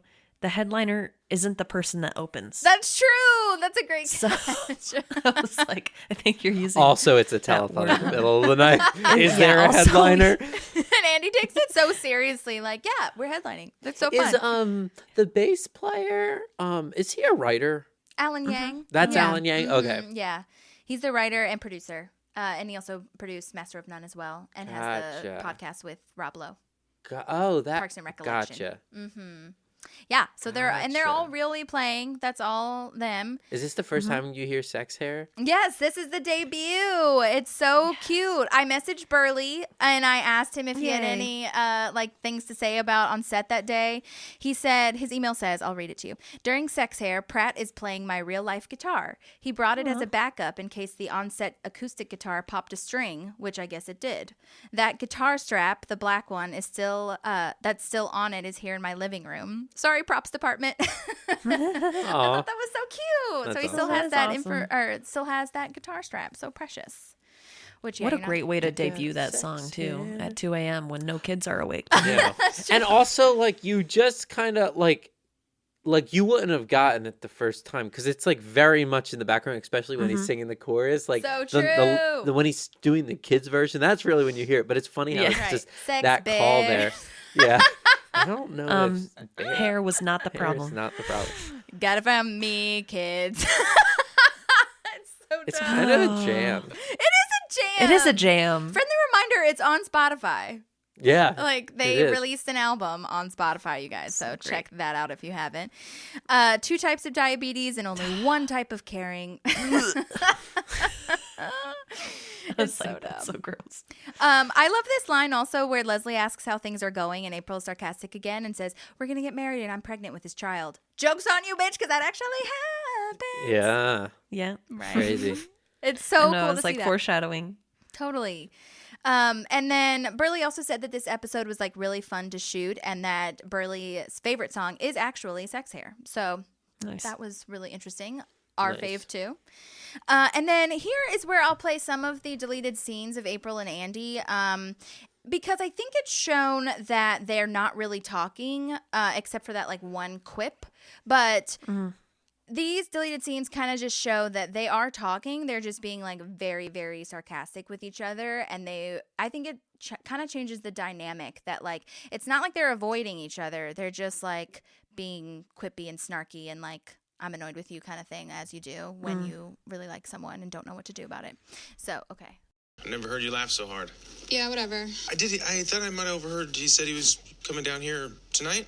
The night is still young. It's 5 a.m. Well, I'm still young, right? Douche. I wonder if that was improv. Oh, buddy. Douche. Oh my god. Okay, and then here's part 1 of that was part 2 that I just played, so I'm sorry. Pretty psyched. This is technically our television debut. Hey, what song do you think we should play first? Why don't you play your hit single? Oh, wait, you don't have one. Oh, Ludgate. Shouldn't you be out anyways? It's Friday night. Thought you'd be on a big date, maybe at a pep rally. Well, I thought you'd be, hanging out at your guitarist's house, since you live on his couch. I meant that as an insult. None taken. Ooh, checking out buttons. Oh. And then he just gets That shows like how fast that passes through his head. Yes, absolutely. He's just like a Yeah, so he's not infant. really taking offense, but is that moment I just feel where April's like really trying to hurt him. I know. You know? But she's hurt, They're not okay? on the same page.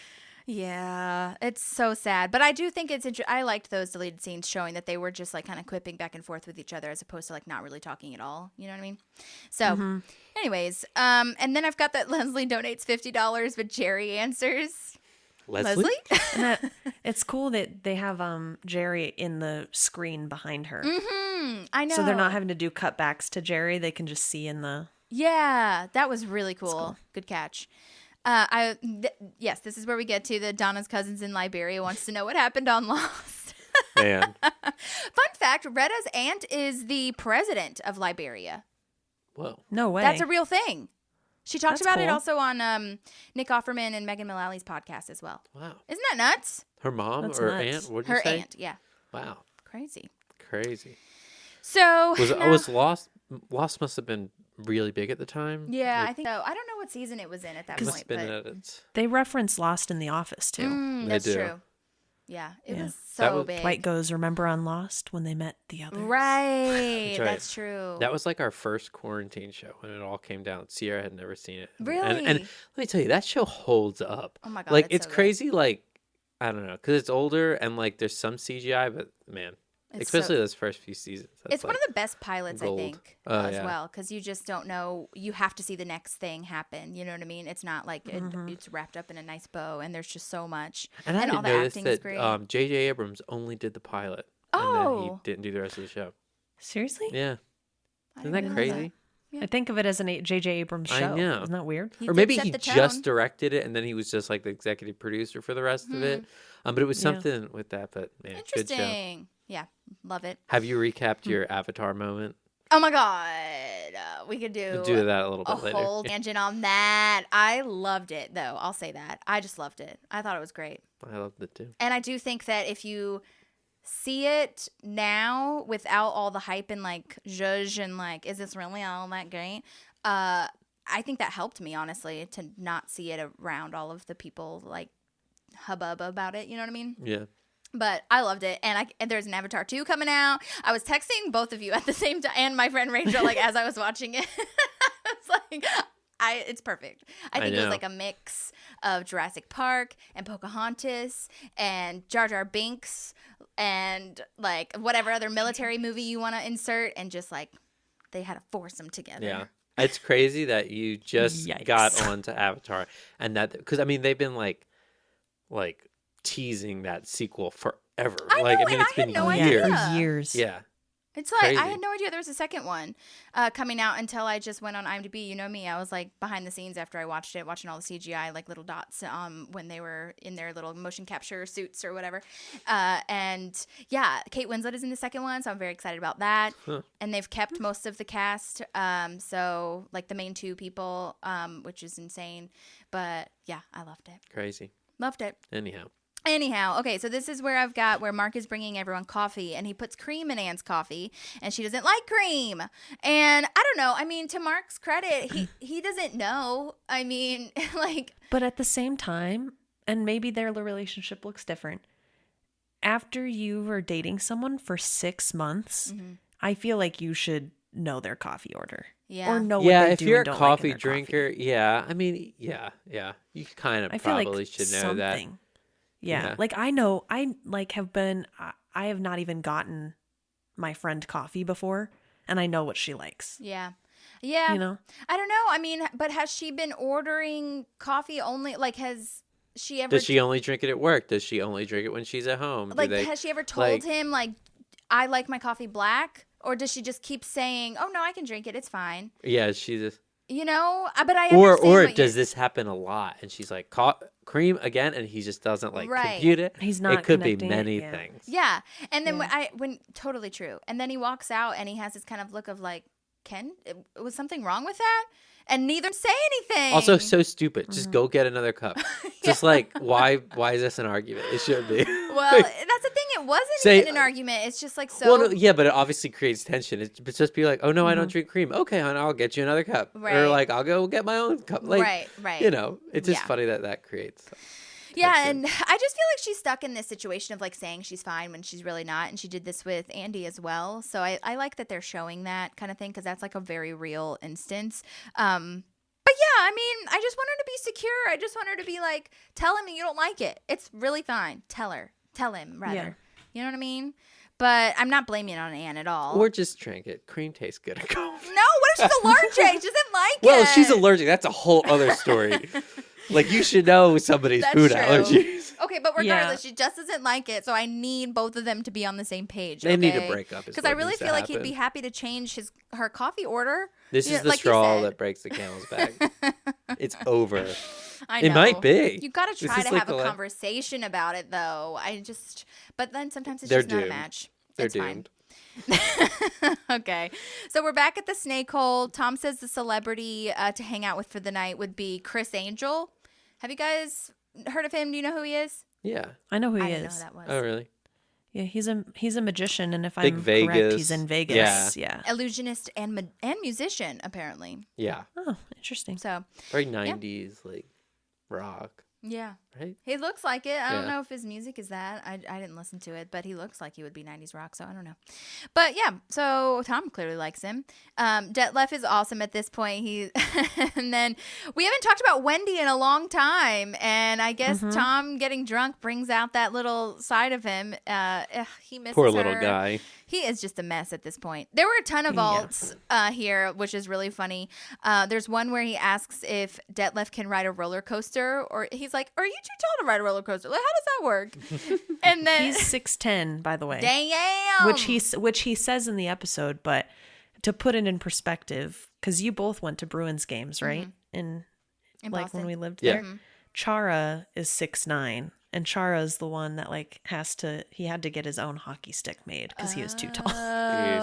So so 6'10", and then there's that little shot. We passed it, but there's that shot of when they first get to the snake hole, and he's like, "Yeah, I'm 6'10", and Tom's like, he's just poking out the bottom, and he goes, "I'm 5'6 3/4".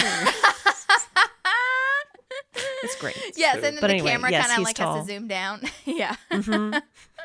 That's hilarious. Great. Well done. And he also asks if they should fight someone right now. He's like, you know what would be great if we just like fight someone right now. Oh my god, so dumb. And then this is where Detlef's talking head comes in. 2 light beers, and he shakes his head. So funny. Soldier Boy is playing in the background, which I think is very timely. Love that song. Whoa. Great little moment. Hop about the Benz, get my swag on. Take a look in the mirror, say what's up, what's up, what's up, what's up, what's up. Anyway, thank you for that.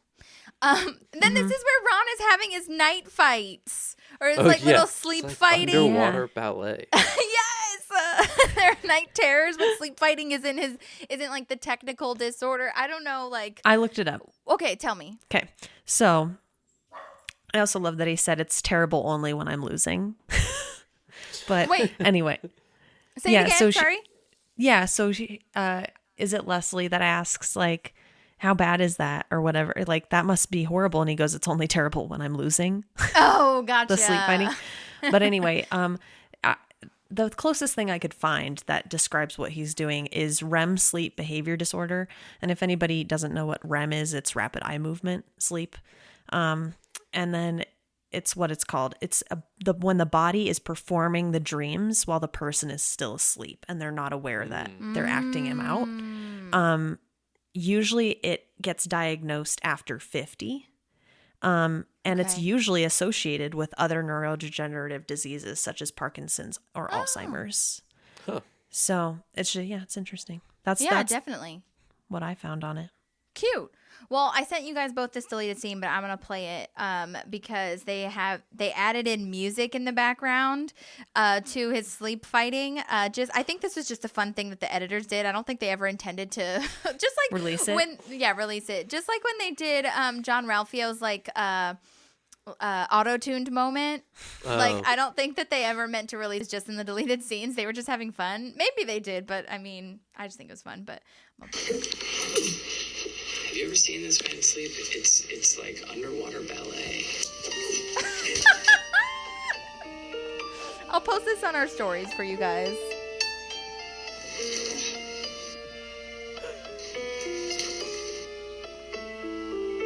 He's so committed.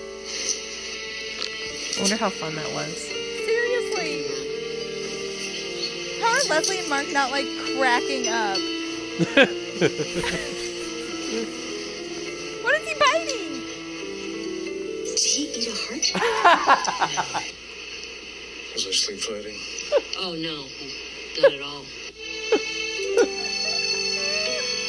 Oh my god, it's so funny. Oh, that's funny. Wow. Oh my god. He really is like having a dream like where he's just so committed. Nick Offerman is the funniest person in the whole world. Eating a heart. That's Oh my god. And then we have Ron's line of don't teach a man to fish and you feed yourself. He's a grown man. Fishing's not that hard. That's funny. That might be my favorite little segment. It's really cute. Funny. That was one of my favorite lines. Yeah. Okay. Burley's trying to play the national anthem of Canada and seeing how long he can hold a D chord. And I asked him about this moment, and Burley says, my little D chord moment was actually the beginning of a longer scene between Andy and Leslie about snack food, which got cut in post-production. And the D chord moment was also the opening of my reel in 2010. I edited it myself. Huh. In the same reel are a few more bits from Parks and a Healthy Choice commercial, which was modeled after The Office and directed by Nick Stoller, who directed Neighbors, Get Him to the Greek, Forgetting Sarah Marshall, and all these other things. Wow. Which is crazy. But I told him things. I would have kept that piece of Parks in my reel for as long as possible. That's such a great thing to have. Obviously, if he didn't have anything new, then, why wouldn't you leave it on there? And then Jerry like says he can play the piano. And I'm just like, Jerry could truly fill an hour with all of his talents. It's so funny. They really she smashes his egg. Yeah. They really ride the line in the show. They go back and forth like of having Jerry be really good at things and then really bad at things. Mm-hmm. Like, it's funny that they didn't commit one way or the other. Yeah. But, well, and I think they explain it later. It's like in the not the ninth season, in the 7th or 6th season, when he catches, like, somebody knocks something off the kitchen table and he catches it, and Leslie's like, "What the fuck?" Yeah. And he's like, he almost explains it like, I got labeled as the schmutz. Shamil Shlemazel. Right, exactly. So it's like, I just went with it. Right. I'm actually really good at all this shit. I just, and I got labeled so early. Right. Yeah. If you can go home and be with your girls and your wife that's super hot and super cool, then like, I love the look on everybody's face when he's playing the piano. It's just like... They're so bored. But it's like, it's not even just The Office. It's like literally everybody, they just hate it. I know, and it's so weird. It's like literally the beautiful. only decent thing that's happened in this entire event. It's the only okay thing. Yeah. Oh, man, my guy. So sad. Then Ron recanes an old chair. Oh my god. Even that they don't cut him off. It's like the most boring thing. I love that they lose money when this is happening. Yes. They take like how did that amazing. happen? You But guessed also it, under. Yeah, under. Basically weaving, right? It is okay. I have a deleted scene, and you guys, I have to play it. It's a full minute and like 12 seconds or something of him explaining how to do this, and it sounds so interesting and boring and all of the things. I'm just gonna play it. Okay. Here we go with course number 8 of step 2. Everybody ready?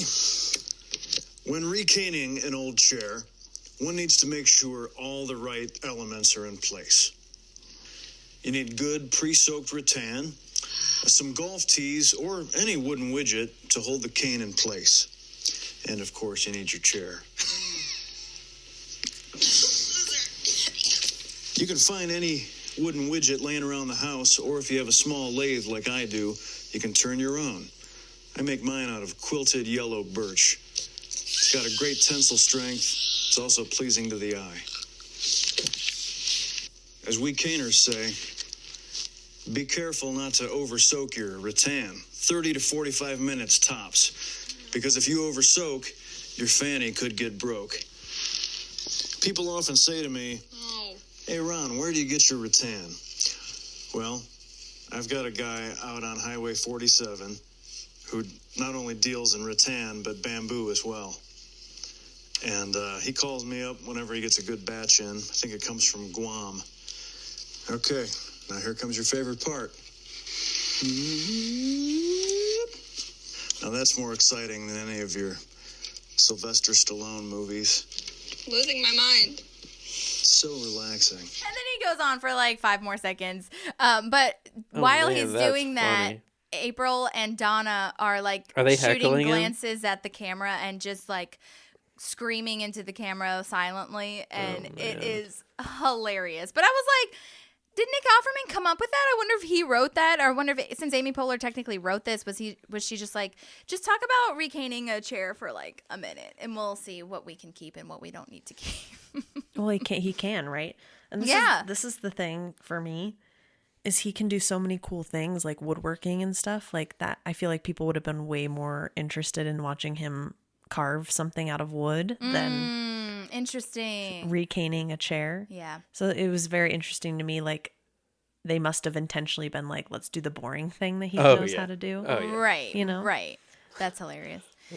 Then we've got April trying to make Andy jealous, and she starts flirting with whoever's on the other line, which is very dangerous. When I was watching this, I was like, oh, God, that is not going to turn out okay. She was not taught stranger danger. Right, exactly. And then that part 2 of that deleted scene that I that I played of like, this funny girl you were talking to, you know, is she coming down here kind of thing. And then Barney comes back, which is so exciting. Our accountant friend. Yeah. We love, again, we've talked to all of these fucking people, and it blows my mind. It blows my, like, every time I actually think about it, I'm like, I can't believe I've talked to that person. John Valma, friendly reminder, that's his real name, and he has a dog business where he like walks dogs in San Francisco. So if you need a dog to be walked, and his partner also has one as well, a different dog company. So I posted them in our show notes for that interview, but I'll post them again because I'd love to give him a shout out. He also has an Instagram, so I'll tag him in this episode too for that, because it's just all these dog pictures and they're so cute and precious. So yes, please take a look at that. But I love this line of, and that's a quick look at QuickBooks Pro. And Annie's the one that's laughing at it. Yeah. So that's a great one. Yeah. I have to comment very quickly on the fact that the reason Andy didn't want to be with April in the beginning was because she's too young, right? And she's proving his point in this episode. She is acting like a child. Yeah. Trying to make him jealous. Too. And I understand, like, I almost understand it because I know she's like upset with him and she's hurting. Yeah. Right. But like, I don't know. I just feel like the choices she's making is she's showing him that he's right. She is too young. Yeah.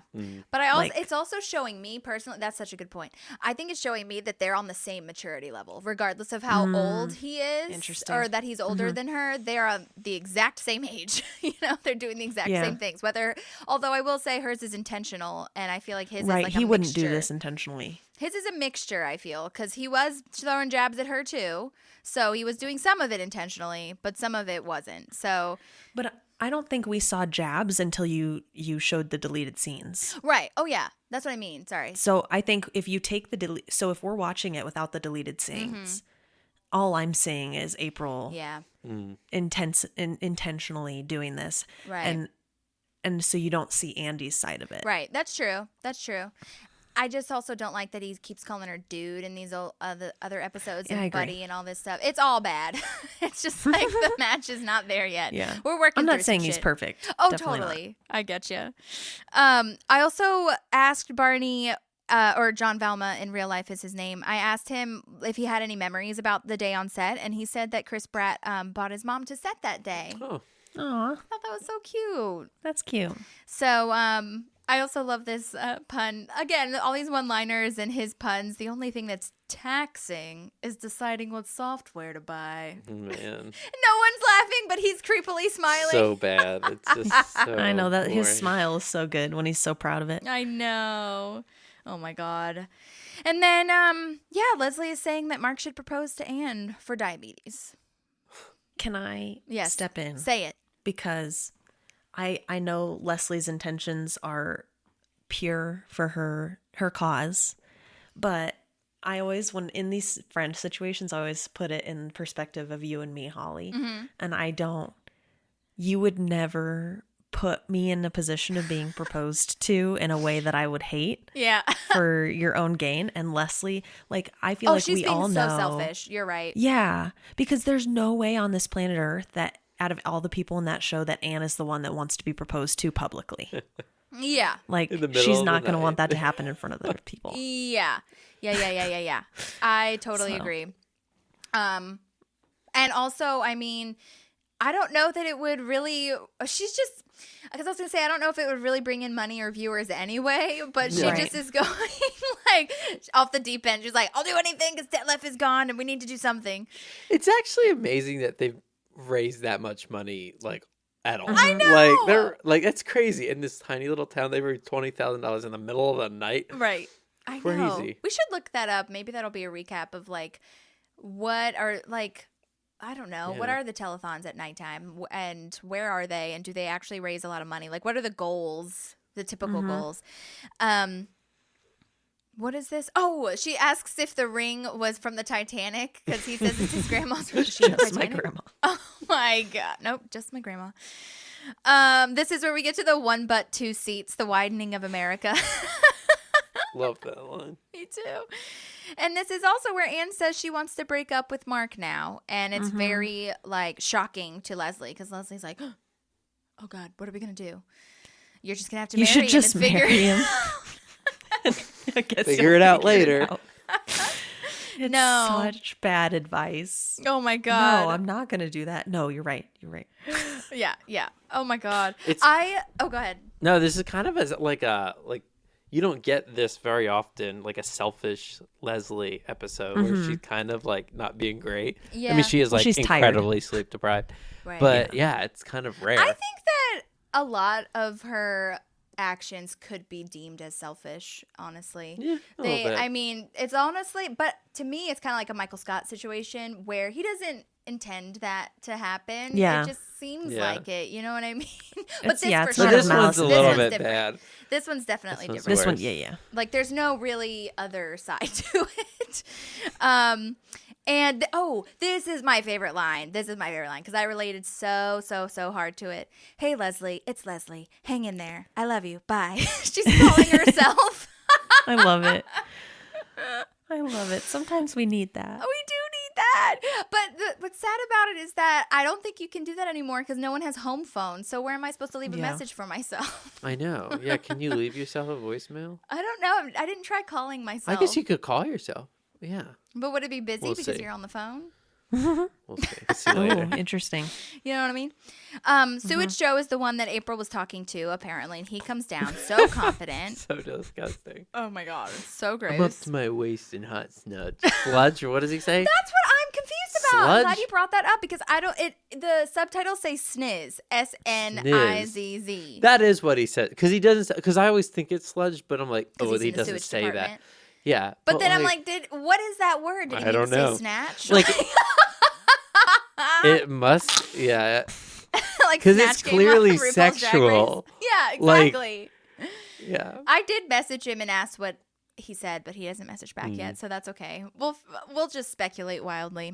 It's so funny. Yeah. I do love that line though Andy has of, is this guy bothering you? No, I'm bothering you. I love that. Yeah. Also, when he's like, okay, man, like, let's take a walk. Like, take a walk, like, breathe, like, calm down. Like, that's, like, such a responsible way to handle that situation. It's kind of like, Andy. It's kind of like Chris Pratt steps in for the moment, and you're like... Yeah. That's so true. Yeah, and then April's all smitten, you know. They needed something dramatic to happen to get back on the same page, which happened. Well, did she think he wasn't going to come? I don't know. Like, she probably didn't think that. She wasn't even thinking. She just saw that Andy was over there, and she just wanted to, like, make him jealous. Reacted. Yes, exactly. What are the chances? What are the chances? And that it's Sewage Joe, like... Oh, my God. Crazy. Yeah, I'm up to my waist in hot sniz. What? So dumb. Did you want to try to call yourself? Because now I can't get it out of my head. I want to see if you can call yourself and see if it's busy. Thank you, audience, for thinking that I was done with that, and now I'm not. Please enter your password, then press pound. What? Please enter your password, then press pound. For what? I called myself and it said that. So maybe it's... That's weird. Because you know how you can call yourself and check your voicemails? Like, you used to be able to do that on home phones? What was my pass? Oh, do you think it's... Your PIN? To open your phone? Let's try it. Password, then press pound. Your mailbox is full. Please delete new or stored messages. Okay, so that's a... Wait, but that's just to check it. So, yeah. Yeah, so I guess you can't call leave yourself one. You couldn't have left a message anyways because your voicemail's full. You know what? That Should explains that. I was supposed to be getting a couple of voicemails, and I've seen the numbers come through. That's why they haven't been leaving voicemails. Okay. This is great that we learned this. I'm going to... okay. Unprofessional. We helped Sean today. Yes. I'm going to call myself now, too. Because... Well, I mean... So is she calling her home phone number, Yeah, probably? she's calling her home phone number for sure. But... I would just call my work phone to leave a nice Okay, so mine does the same thing. Sorry,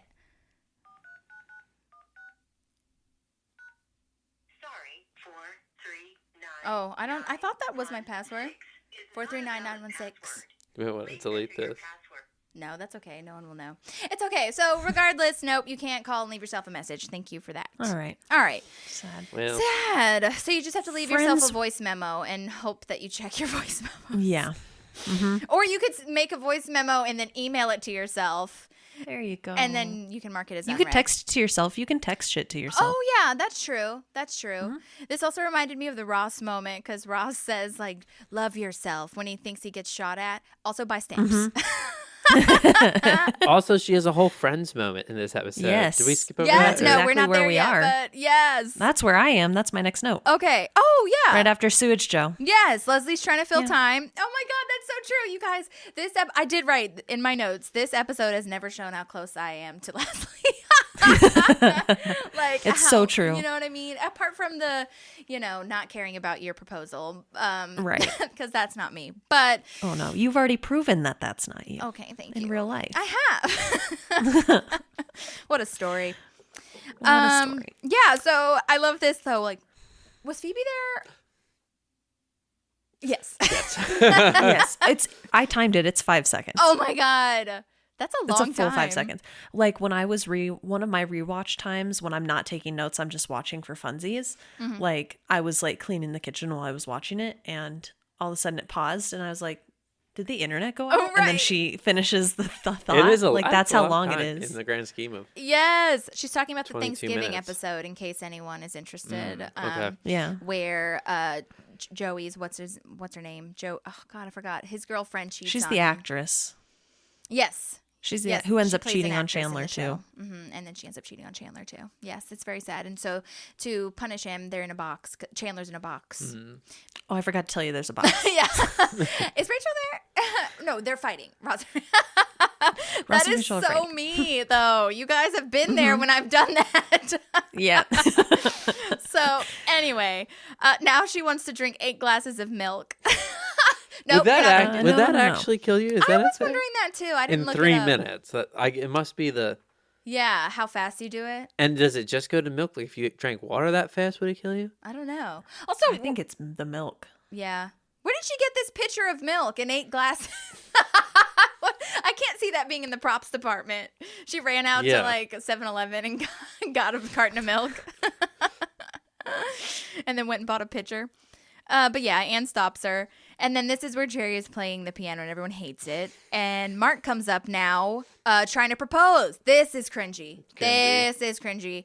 Or he's like, should I come up now? Should I do it? Oh my God. And then she pulls her pants down. You just love flashing your ass, don't you? Says Joan. I love how and there's a nice bossa that comes when in. it cuts to the screen. Yeah. The music that comes in, bossa nova moment. Oh my gosh. Yeah. For some reason, I've always thought that song was in French. Oh, is there a French version? Yeah. Okay. Yeah. I'm sure Thank you, because I thought I was crazy for a second because it's not the French version that they play, and I was like, wait. Right. This song has always been in French for me. Yeah. Which I don't speak French, so it doesn't make sense. Well, yeah, in English, that's the girl from Ipanema, right? Long and tall and something. Yeah. The girl from Ipanema goes walking. That's a good song. Aziz does a really good job of being drunk. Want to come home and play video games? Play video games. And Devlev is now driving. Right, exactly. Oh, we skipped that part too where Detlef was like, you don't have to put the seat all the way forward. Yes, I do. Yes, I do. I love that. Leslie doesn't even seem happy at this point, obviously, because she's so tired and over it. But because when he gives that check of $5,000 to diabetes, I was like, damn, that's a big deal. But then she's just over there like, okay, great. I know, she like half smiles and it gets them over their goal. And she's maybe so she's excited. just too exhausted and she's almost she thinks she's ruining a relationship at this point. Yeah, that's true. That's true. His foundation is real. Yes, I was just about to say that, Maddie. Jinx. Yeah, but I don't think it's still a thing, is it? Because I thought I saw it like it's not active right now. Yeah, I'm not sure. But yeah, he does a lot of charitable work, so that's cool. And I love Mark says, or somebody says, you pulled your pants down. She's like, I did what? She doesn't remember. She doesn't remember. She's so out of it. Oh my God. I have it says, according to a study published by the British Medical Journal, drinking more than 3 glasses of milk every day could bring you closer to death. And then every time I see an article that says if you drink 8 glasses of milk in 3 minutes, I wonder if this was a thing or if after Parks and Rec they like released all this stuff, because every single one that has come up is like, can you die from drinking 8 glasses of milk in 3 minutes? But it says water intoxication or milk intoxication can take a determined effort over a long period of time. Like it can affect you over a long period of time. Now you and know. it's not good for you. Now but you know. yeah, if you want more information, Google water intoxication or milk intoxication. I guess that's what it would be. Wow. Okay, I love that deep dive because I don't think that anyone, and that was great for Anne to have said it because she's a nurse and she would probably know. She's probably seen that before in the ER. Also, isn't it I wonder wild? if it was like going around, because I feel like there's, like when you were kids, that like Tide chubby Pod bunny, challenge? the chubby bunny game that was going around. What's the chubby bunny game? It's like when you stick marshmallows in your mouth and you try to say chubby bunny, and the last time, like, you do it until you can't say it, but people were like dying because they were like getting choked. Yeah. Wow, people are crazy. People are. I wonder if it was that. But also remember, like, when Got Milk used to be a thing? I know. That was a whole marketing scheme. A whole marketing scheme, and you That don't even- need milk for it's calcium. crazy. We were so brainwashed to think that we needed it. My mother doesn't listen to this, so I'll say it anyway. But my mom still has that, where, like, we had a conversation. My mom has osteoporosis, and she takes calcium, supplements, but she is still convinced she needs to drink milk every day, and that will be the way to fix it. And it's like, it's just like, that is a brainwash. People were absolutely brainwashed. 100%. It's like shocking. I watched an episode. This is another tangent, but do you know that show Adam Ruins Everything? Yeah. Yeah, I love it. I love that show so much. And they did a whole episode about like how marketing has basically changed our entire views on everything and brainwashed it. And milk was one of them. And then like soap and bathroom products was one of them as well, where like we were so convinced that we needed to wash our hair every single day so that like more shampoos and conditioners and products would be purchased for these companies. But like you actually shouldn't wash your hair every day. It's actually really bad for you to wash your hair every single day because like the natural oils are needed. Yeah. I know. Yeah. I feel like even crazy. just like in the past, like, maybe 4 or 5 years I've switched to once or twice a week maybe, but before that it was every time you took a shower. It was just, that's what you do. Like right. Crazy. I'm sure there's a billion things like that. Totally, 100%. Ugh, marketing. That's a whole thing of Mad Men. You know what I mean? I know. Now I can't even look at a cigarette without thinking about penis. I just watched that episode today. And vice versa. Same with Joe Camel. Oh, God. Oh, my God. Okay. Now we're at Purred Happily doing the worm. Friendly reminder, go back and watch or listen to his episode when we talked to him. I love his outfit. Like, oh my what God. is he? I know, right? I wrote that in my notes because we talked about that with him, and this was a costume mishap. He was supposed to be wearing a suit, and then like wardrobe gave him this outfit, and then they just filmed it, and it's they were so like, good. It's like it's so much better than a suit. It's way better because it's like he came prepared to do it, especially rather with than like. hosting. Doesn't he do the worm to the dun dun dun dun dun Yeah. dun dun dun dun dun dun dun dun, which is like an 80s kind of thing, and so he's got the whole MC Hammer situation happening. Yeah. Oh, it's funny. I love Ron. He's like, what the fuck are you doing, Purred Happily? What are you doing, Purred Happily? Also, I don't know yet if I'm going to cut this out, but I did email Purred and ask him if he wanted to like say anything about it and just like say hi, but he said he's trying to like take a step back from being known as Purred Happily, and he wants to that's fair. not talk to us about it. And he was like, if it helps, I said the same thing to Rob Lowe and Alan Yang, but I just want to not be known for that. Interesting. And so I'm no comment. We'll talk about it later. Yeah. But I respect. I know. You do you, boo. You do you, boo. I do respect it, and you do you, Purred Happily. No, truly, I do understand it, and I do respect it. At least he messaged me back. You know what I mean? Yeah, he that was nice. He didn't, and he was nice about it. He wasn't like mean or being like "fuck you, bitch," which like he wouldn't have done that anyway. So, anyway, then Ron asks if he could do anything, and he says he could share more skills like how to build a cribbage board.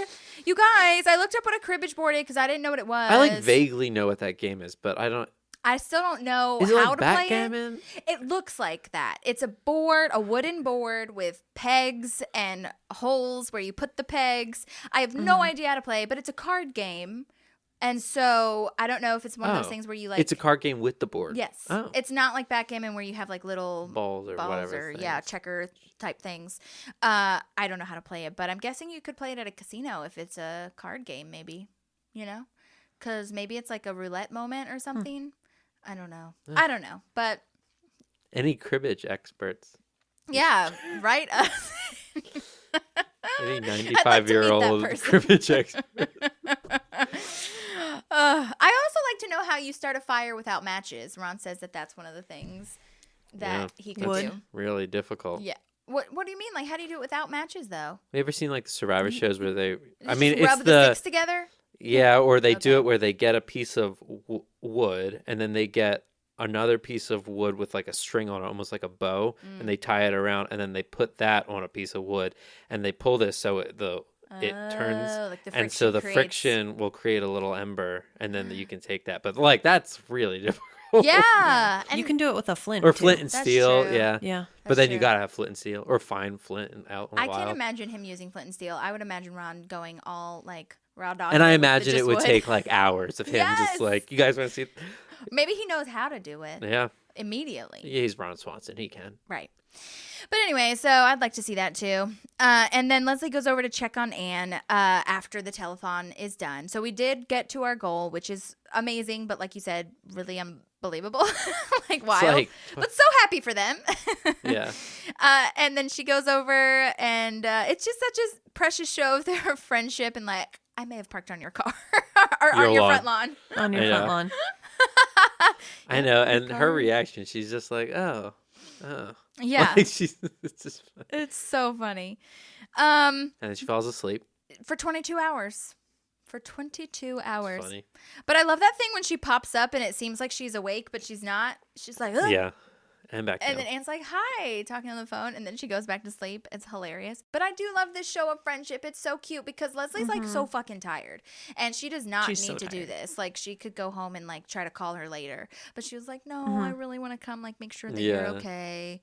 And I do wonder, it's one of those things too where like, is she really being that good of a friend because she can't even listen really to her because she's so tired? But I guess it's just I don't even think that's the yeah, it's like I know it's not the point. She just needs to talk to somebody about it. She's already made it up in her mind that she's breaking up with the dude. Yeah. And just like Leslie just being kind of there is probably helpful instead of like having Leslie like say what she should do or anything like that. She just needed to talk. So that's nice. I like that. Good episode. Great Really good. episode. Do you have any other notes, Maddie? No, I don't. Okay, awesome. Yeah, so our next episode is with Rob Lowe and Adam Scott. Wow, crazy. Oh my Yay. God. Oh my God. It's happening. It's happening. And maybe in season 3, Donna and Jerry will be full on people. Oh, yeah. We'll really have to look into That's what I'm hoping. Yeah, because Donna and Jerry both didn't really have much going on in this episode in particular. Right. So, yeah, I'm definitely excited to see that. But friendly reminder, if you haven't rated or reviewed, please do that. We are at, I think, 28 ratings or something like this, and I need to get to 30. I just need 30. That's all I need. I need 2 more, bitches. 2 more. That's not the way to do it, by calling you guys bitches. Thank you to those of you who have reviewed. That means so much, like more than you guys could know. So I really appreciate that. And yeah, so we've got, we'll be doing, just a heads up, we'll probably be doing every other week now for releasing. If I get them out like earlier than that, then great. But if not, keep an eye on every other week because it's a lot. And we've got wedding stuff, so that's exciting. And not only is Maddie involved in that, obviously, but I am heavily involved in that. And I'm very excited to plan a bachelorette moment. So I need to go buy all the penis-shaped things like I did for Sean. I'm so excited. Yep. And the boob-shaped gummies. Yeah. That was a thing. Sean is nodding, everyone. Yep. Our friend Those exist. still That's finds cool. the glitter all over his house. Do you know that's a thing? Tolan. Yeah. They used to send me pictures. Sarah and Tolan used to send me pictures of like randomly finding a little piece funny. of glitter because they're tiny little things. They were like minuscule, yeah. Yeah, it's so funny. So we're gonna have a good time. But yes, thank you all for listening. Thank you, Sean, Thanks for having me coming on. That was really fun. Appreciate it. And thank you, Maddie, for being here. We appreciate you, obviously. And we appreciate you. Yep. Thank you. Okay, bye, guys. Bye. Have a good week. There's a Parkinson Pals and there's also therapy too.